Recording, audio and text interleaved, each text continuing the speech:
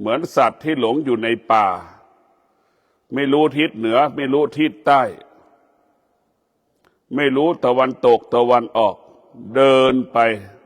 ไม่มีวันจบสิ้นดังจิตกับกายที่ไม่ได้รับการฝึกฝนจิตกับกายก็หลงในความสุข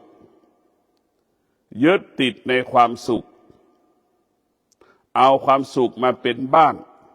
เอาความสุขมาเป็นอาหารเอาความสุขมาเป็นเสื้อผ้าอาภรณ์จิตที่ไม่ได้ฝึกจิตมันก็หลงจนอายุ70-80จะหมดลมหายใจก็ยังหลงอยู่หลงในความสุขยึดติดในความสุขเอาความสุขมาเป็นใหญ่ท่านทั้งหลายธรรมชาติของจิตที่ไม่ได้ฝึกเสมอเหมือนกันหมดตรงกันข้ามธรรมชาติจิตที่ได้รับการอบรมได้รับการอบรมได้รับการฝึกฝนจิตนั้นสงบรู้จิตนั้นสงบรู้ยึดเอาความสุขเป็นหลักยึดเอาความสงบเป็นหลักโทษยึดเอาความสงบมาเป็นหลักเอาความสงบเป็นบ้านเอาความสงบเป็นอาหารเอาความสงบเป็นเครื่องนุ่งห่มเพราะฉะนั้นจิตที่ฝึกแล้วจิตก็จะเห็นความสงบเป็นหลักจิตที่ฝึกแล้วจึงยึดมั่นในความสงบจิตที่รับการฝึกฝนอบรมจึงเห็นระหว่างความสงบกับความสุขแตกต่างกันความสงบกับความสุขย่อมแตกต่างกัน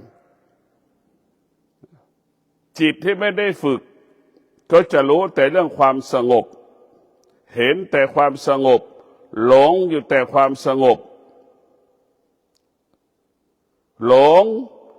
ในความสุขโทษหลงในความสุขเห็นในความสุขยึดติดในความสุขตลอดเวลาส่วนจิตที่ฝึกแล้วยึดมั่นในความสงบยึดมั่นในความสงบทุกลมหายใจเอาความสงบให้มันเกิดขึ้นที่กายกับจิตให้จิตกับกายสงบนิ่งตลอดเวลาท่านทั้งหลายจิตที่ฝึกฝนจึงเห็นโทษของความสุข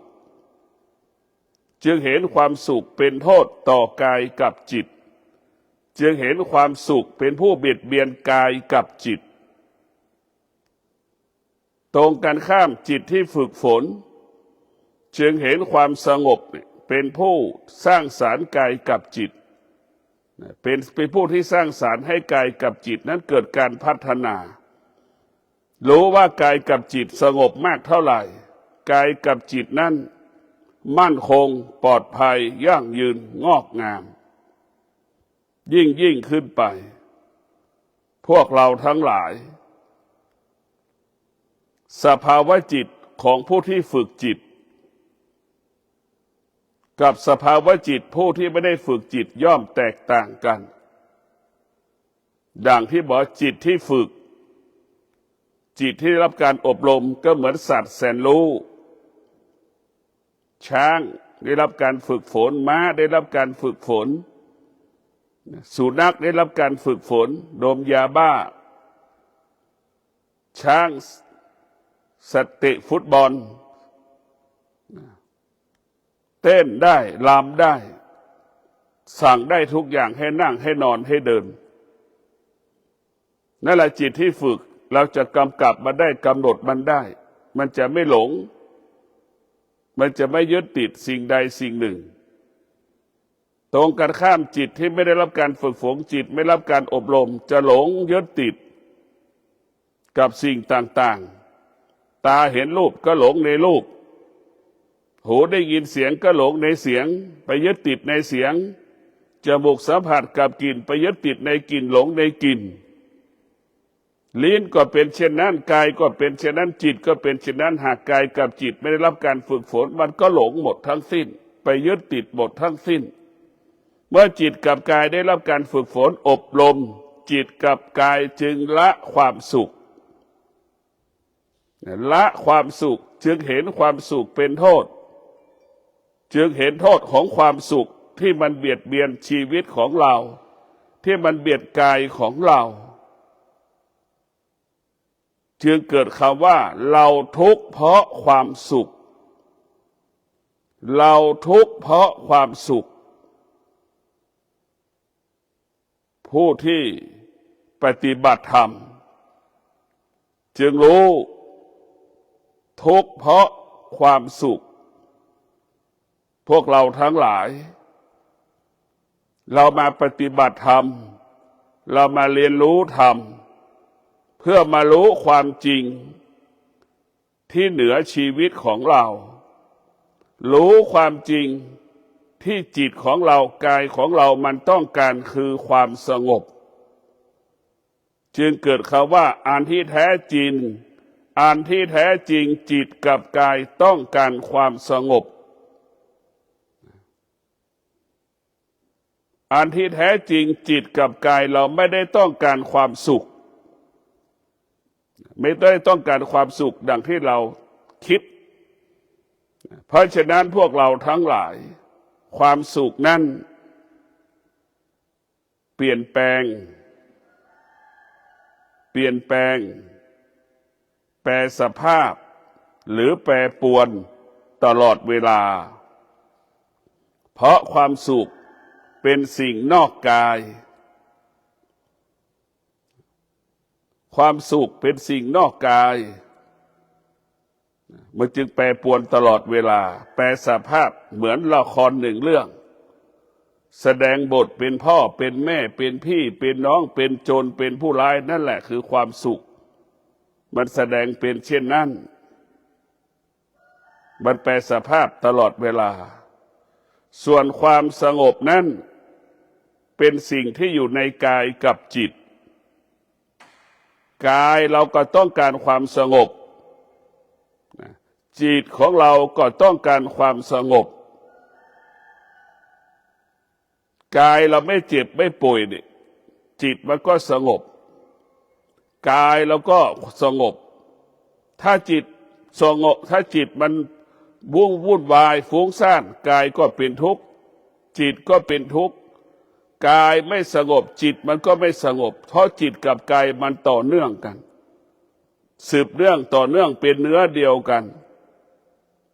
ดังรากต้นไม้มีมดมากัด มีมดมากัดรากนั้นก็จะส่งผลไปถึงลำต้น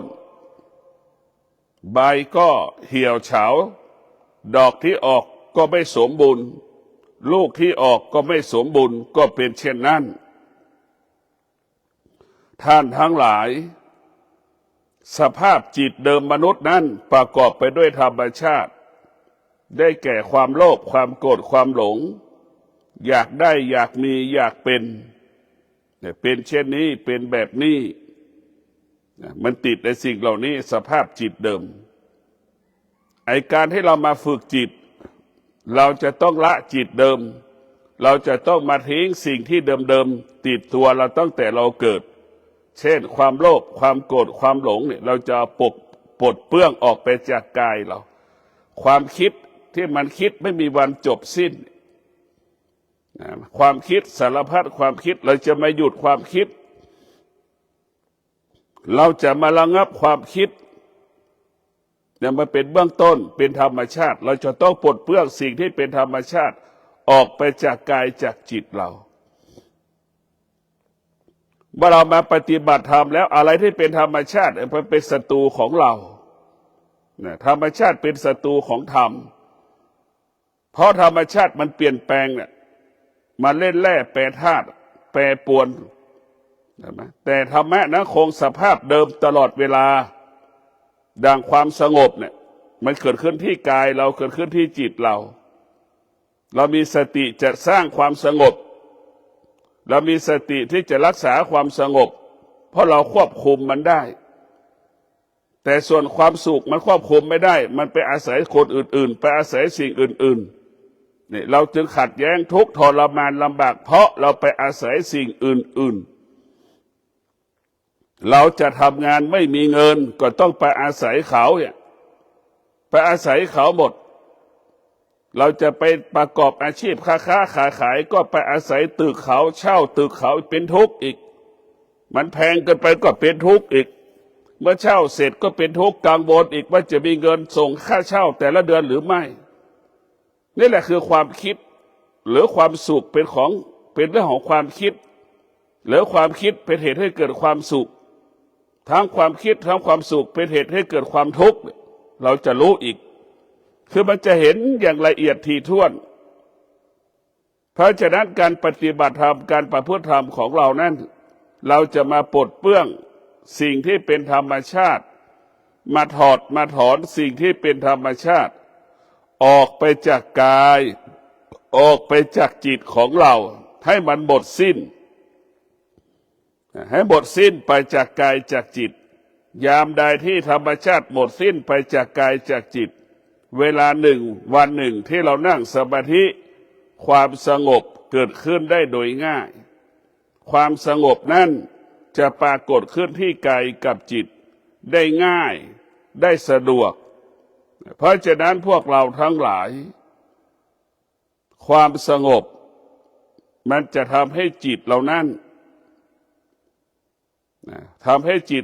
เบิกบานผ่องใสความสงบก็เปรียบเสมือนอาหารของจิตเปรียบเสมือนอาภรณ์ของจิตเปรียบเสมือนผ้าห่มของจิตเป็นแสงสว่างของจิตนะความสงบมันเป็นสิ่งที่มีคุณค่าต่อจิตใจของเราพวกเราทั้งหลายจิตที่ฝึกฝนอบรมกับจิตไม่ได้รับการฝึกฝนอบรมย่อมแตกต่างกันเมื่อเรารู้ว่าการฝึกฝนนั้นอาจจะเป็นเรื่องสิ่งที่ยากการฝึกฝนการได้รับการอบรมนั้นก็ต้องใช้ธรรมะก็คือสติสัจจะวิริยะขันติสติสัจจะวิริยะขันติเป็นหลักของการอบรมฝึกฝนจิตกับกายเห็นไหมเราจะเห็นแล้วว่าไอ้ควานช้างจะจับช้างนั้น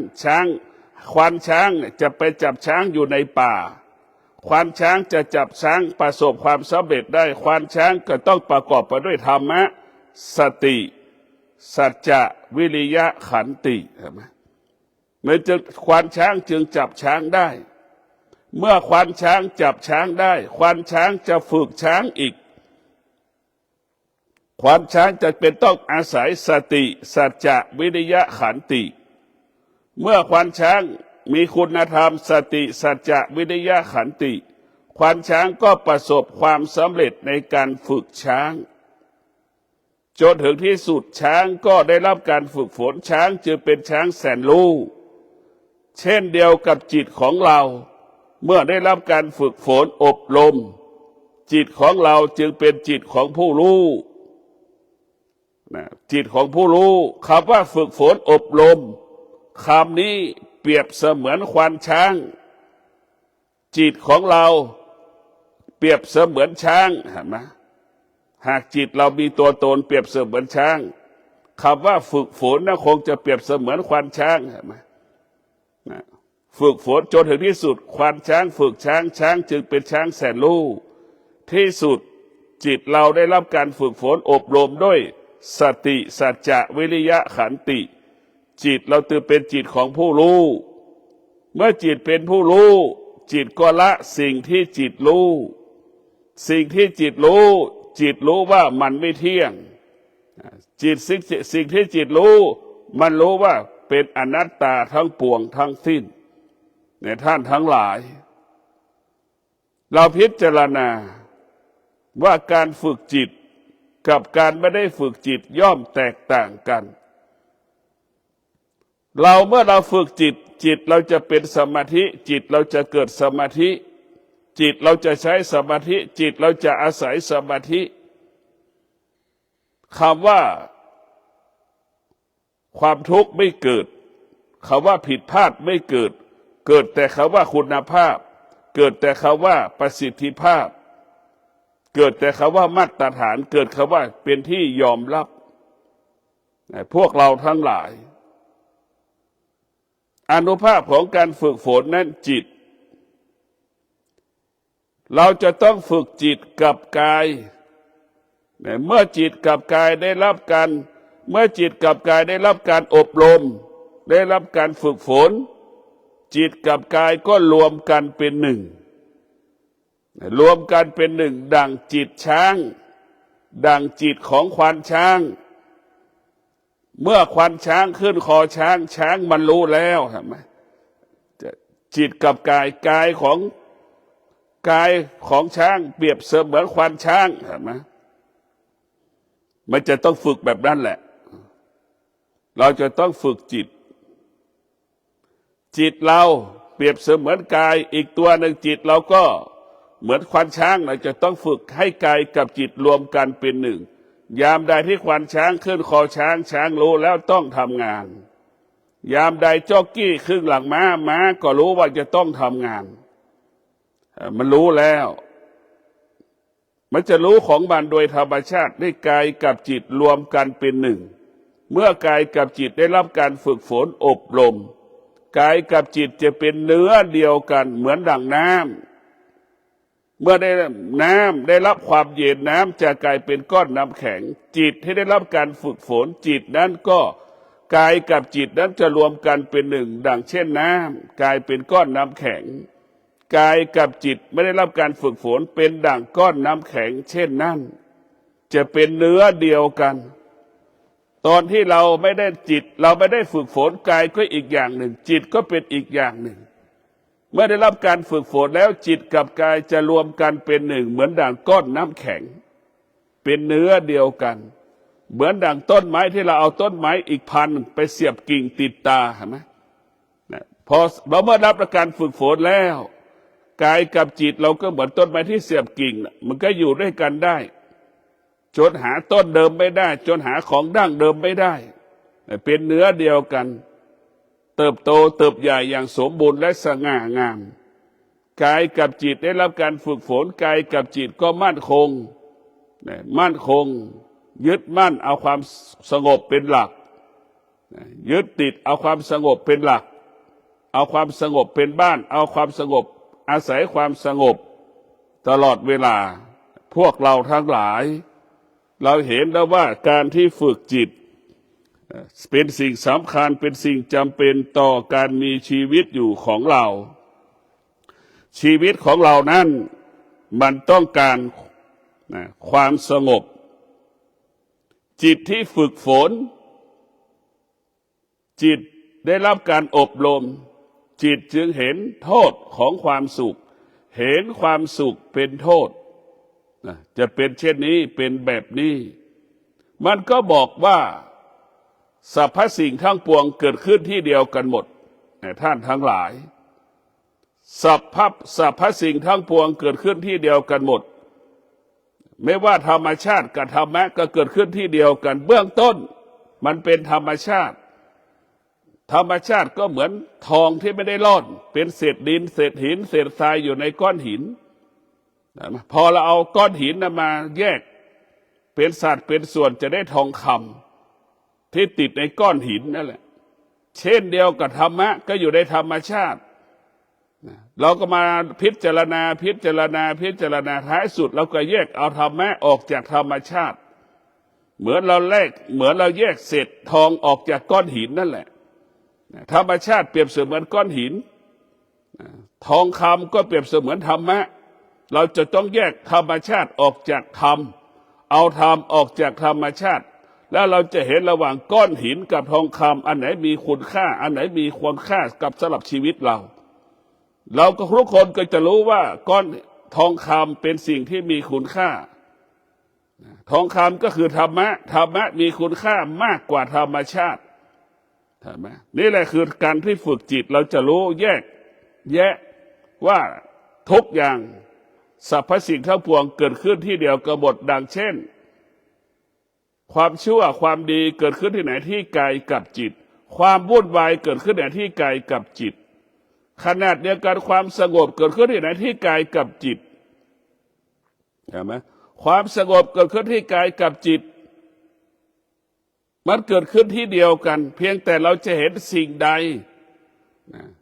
เราจะเห็นสิ่งใดๆนั้นถ้าเราไม่ได้ฝึกเราก็จะเห็นสภาพเดิม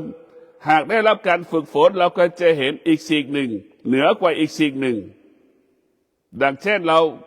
ได้รับการฝึกฝนอบรมนี่เราก็จะเห็นธรรมะเหนือกว่าธรรมชาติธรรมะเหนือกว่าธรรมชาติทุกอย่างมันเป็นธรรมชาติหมดเมื่อเรารับการฝึกฝนอบรมจิตเราจะอยู่เหนือธรรมชาติเช่นฤดูร้อนเนี่ยมันก็เป็นธรรมชาติของมันฤดูฝนก็เป็นธรรมชาติของมันฤดูหนาวก็เป็นธรรมชาติของมันเมื่อเราได้รับการฝึกฝนอบรมจิตเรามันจะบอกให้เรารู้ว่าธรรมชาติมันมีแค่3 เดือนฝนตกไม่เกิน3 เดือนจิตได้รับการฝึกฝนมันจะรู้แล้วมันก็บอกให้เราอดทนอยู่กับความร้อนที่มันปรากฏ3 เดือนอยู่กับความหนาวเย็นที่มันปรากฏ3 เดือนอยู่กับฤดูฝนที่มันปรากฏ3 เดือนให้เราทนเมื่อเราทนได้เราก็อยู่กับสิ่งที่มันเปลี่ยนแปลงได้เนี่ยจิตที่ฝึกฝนอยู่กับการเปลี่ยนแปลงได้ง่ายได้อย่างสะดวกจิตที่ฝึกฝนไม่มีเหตุผลไม่สงสัยคำว่าการเปลี่ยนแปลงทำไมฝนมันจึงตกเนี่ยมันจะไม่มีเหตุผลทำไมมันจึงหนาวเย็นเนี่ยมันไม่มีเหตุผลทำไมมันถึงร้อนเนี่ยมันจะไม่มีเหตุผลเพราะมันรู้ว่าธรรมชาติเป็นเช่นนี้ดังคำว่าจิตที่ฝึกฝนย่อมรู้เข้าใจเรื่องธรรมชาติจิตที่ฝึกฝนย่อมอยู่เหนือธรรมชาติจิตที่ฝึกฝนไม่มีเหตุผลกับธรรมชาติที่มันเกิดการเปลี่ยนแปลงธรรมชาตินอกกายนั้นเรารู้แต่เราก็อยู่กับมันได้แต่ธรรมชาติของจิตที่ไม่ได้ฝึกดิสิมันเราอยู่กับมันไม่ได้เหมือนเราติดในความสุขหลงในความสุขเกลียดในความทุกข์อะไรที่ตอบสนองเราชอบใจเอามาเป็นความสุขอะไรที่ไม่ตอบสนองเรามาเอามาเป็นความทุกข์อันนี้คือจิตที่ไม่ได้ฝึกจะเป็นเช่นนี้มันจึงไม่รู้ว่าสุขแท้จริงคืออะไร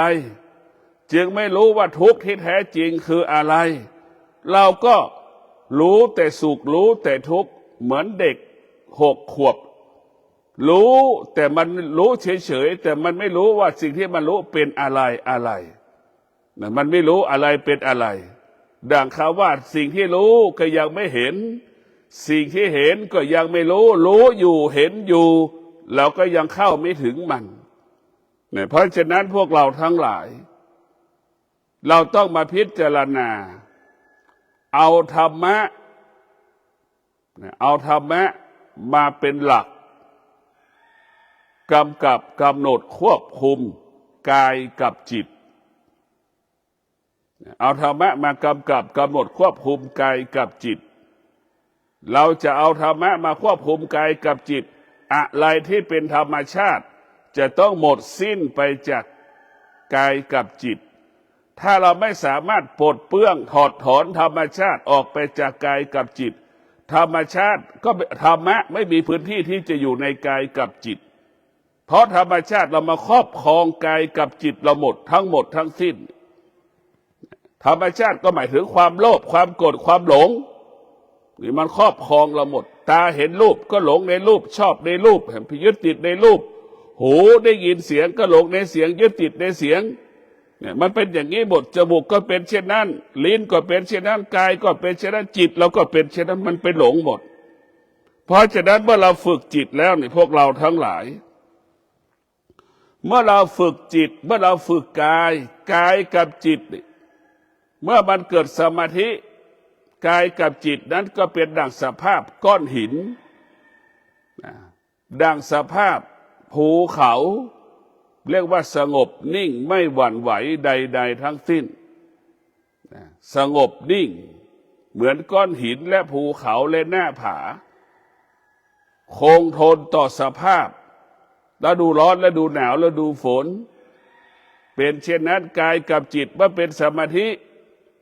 ความโลภความโกรธความหลงไม่สามารถทำให้กายกับจิตสะเทือนหวั่นไหวได้กายกับจิตได้รับการฝึกฝนกายกับจิตเป็นผู้รู้กายกับจิตจึงอยู่เหนือความโลภความโกรธความหลงรู้ว่าความโลภความโกรธความหลงเป็นเหตุให้เกิดความทุกข์รู้ว่าความโลภความโกรธความหลงเป็นคุกที่จะขังกายกับจิตรู้ว่าความโลภความโกรธความหลงเป็นศัตรูของกายกับจิตเราจะต้องหนีออกจากมันเราจะต้องอยู่ห่างมันเราจะไม่อยู่ใกล้มันจึงทำให้เราเป็นทุกข์ทั้งสิ้นพวกเราทั้งหลายสภาวะจิตของเรานั้นเมื่อได้รับการฝึกฝนเราจะละความสุขเราจะละความทุกข์แสวงหาความสงบแสวงหาความสงบจนพบความสงบจึงอาศัยความสงบเอาความสงบมาเป็นบ่อเกิดแห่งการพัฒนากายกับจิตเพื่อให้เกิดปัญญาเพื่อให้เรารู้ซึ่งความจริง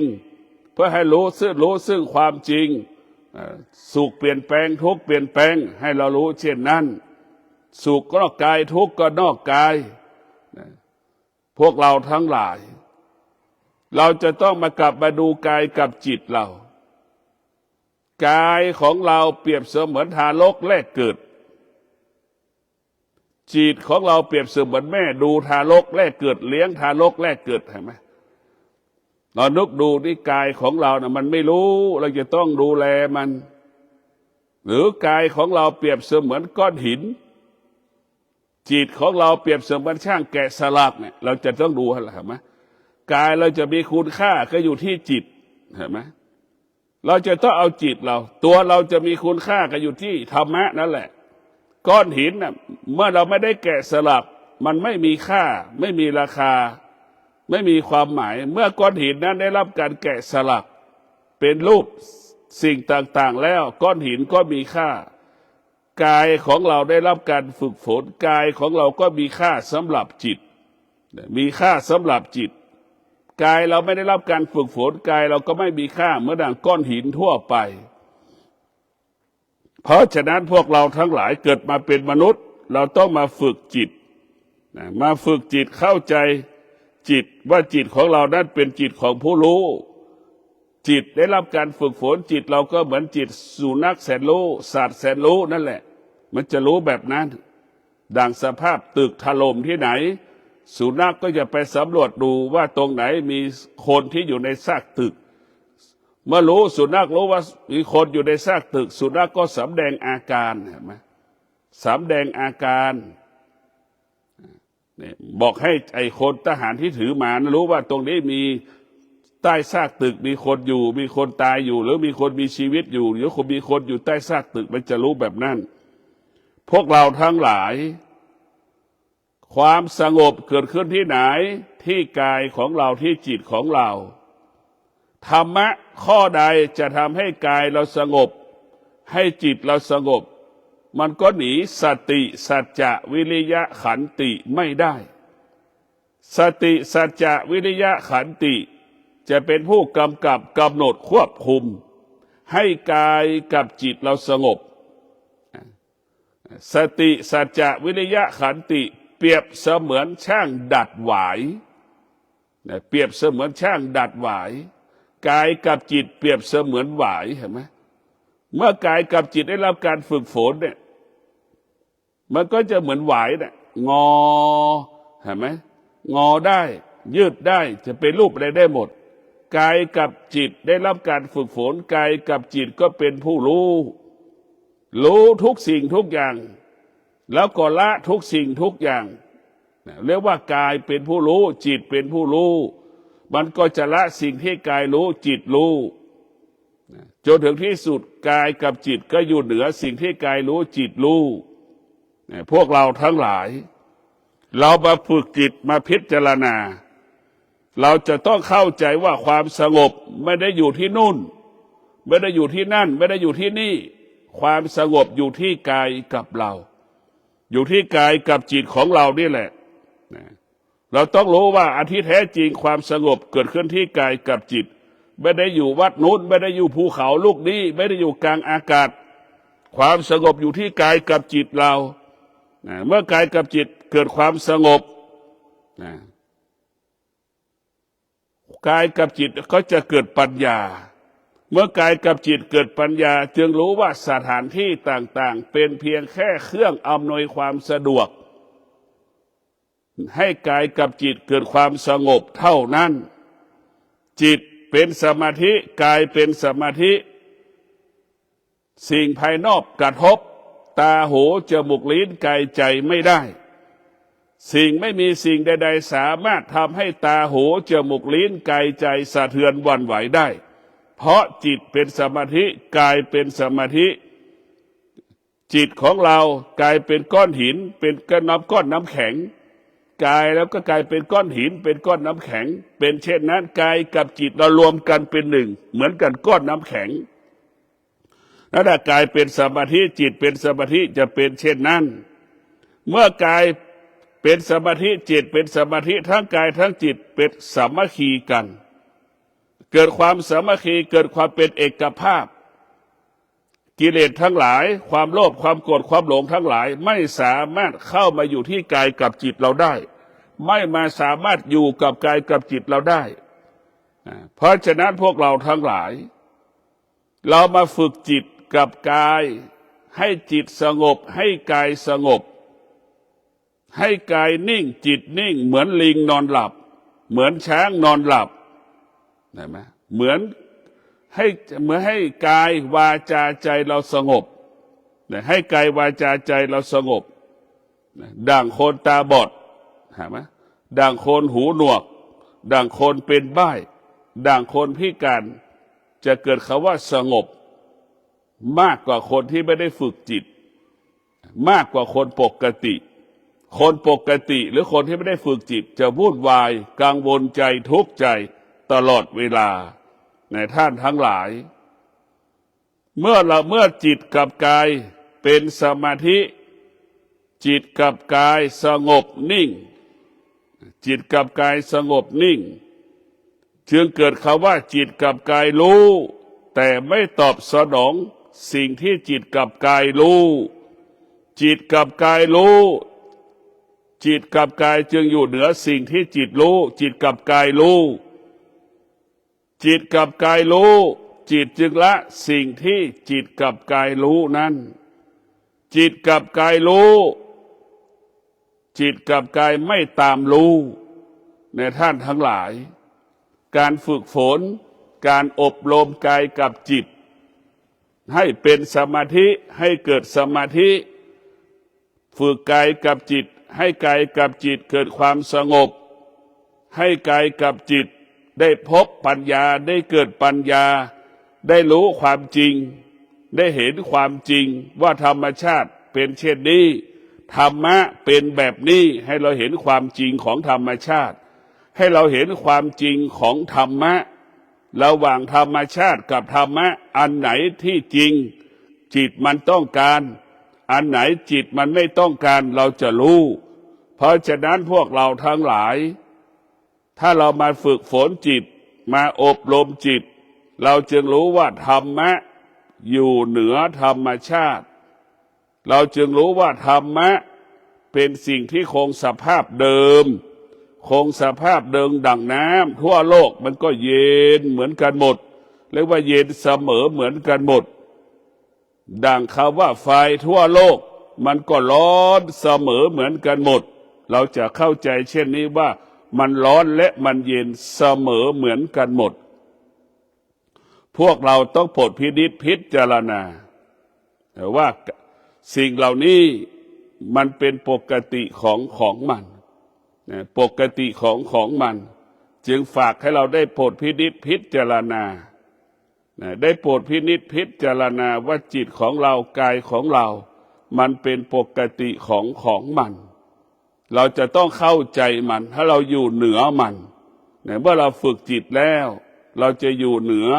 ธรรมชาติเมื่อกายกับจิตได้เสวยธรรมะกายกับจิตสงบนิ่งเหมือนก้อนหินสงบนิ่งเหมือนแผ่นดินใครจะมาเหยียบจะมาย่ำแผ่นดินไม่สะเทือนไม่หวั่นไหวเห็นไหมไม่แสดงอาการใดๆทั้งสิ้นนั่นแหละการฝึกจิตให้จิตเรานั้นเหมือนแผ่นดินให้กายเรานั้นเหมือนแผ่นดินนิ่งสงบอะไรที่มากระทบกายกับจิตจิตเราก็ไม่สะเทือนไม่หวั่นไหวนั่นแหละจิตผู้บรรลุธรรมจิตผู้เห็นธรรมจิตผู้เข้าถึงธรรมกายสงบจิตสงบกายนิ่งจิตนิ่ง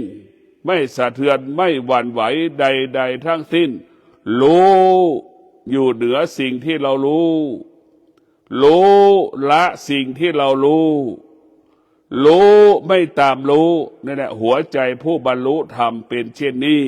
ก็ขอความสุขสวัสดีจงเกิดแก่ท่านทั้งหลายขอให้ท่านทั้งหลายมีสติฝึกฝนจิตมีสติฝึกฝนกายให้กายกับจิตเป็นผู้รู้กายกับจิตนั้นจึงละความสุขจึงละความทุกข์มาเสวยความสงบมาเอาขอเสวยความสงบอาศัยความสงบจนถึงที่สุดจะเอาความสงบไปเป็นเส้นทางไปสู่ให้เกิดปัญญาขอให้ท่านทั้งหลายมีสติในการดำเนินชีวิตของเราก็ปกติตลอดกาลขอเจริญพร